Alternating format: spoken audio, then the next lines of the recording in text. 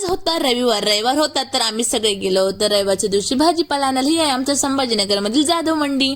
तर मी घरून ठरूनच आले होते की जे आपल्याला आवडतं ते घ्यायचं. तर मी एक नंबर घेतले होते लिंब, आम्हाला फारच आवडतं. मग घेतले मी 2 किलो बटाटे, कारण आम्हाला बटाटे 15 दिवसामध्ये तर खूप सारे बटाटे लागतात, म्हणून मी एकत्र इकडे भाजीपाला स्वस्त पण भेटतो. बटाटे घेतल्यानंतर म्हटलं चला टमाटे तर खूपच भारी होते. मी लाल लाल टमाटे नाही घेता, मी थोडे गाबूसर टमाटे घेतले होते, कारण ते खूप जास्त दिवस जातात आणि हे 15-20 दिवस तर सहज जाईल मला. मी सगळे 2-2 किलो घेतलं होतं भाजीपाला. आणि इकडे घेतलं होतं मी रिद्धी सिद्धींना मोसंबी फार आवडते आणि माझ्या रिद्धी सिद्धींना मी घेतलं ते नारळ पाणी. म्हटलं तर संडे आहे आणि इकडे चांगला भाजीपाला भेटतो, तर मी आणि सिद्धीश बाबा खूप सारा भाजीपाला घेऊन घराकडे निघालो. घराकडे निघाला सगळा भाजीपाला हा एकत्र झालेला होता. मग मी बसली निवडायला. बटाटे, कांदे, टमाटे, मोसंब्या, मिरच्या सगळं एकत्र झालेलं होतं.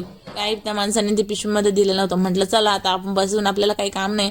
तर बटाटे निवडत बसली, कांदे निवडत बसली. सगळे 2-2 किलो आणलं होतं, सगळं बाजूला केलं आणि त्यातच माझा वेळ गेला. रिद्धी सिद्धींना तर पेरू फार आवडतात, पेरू पण आणले होते आम्ही.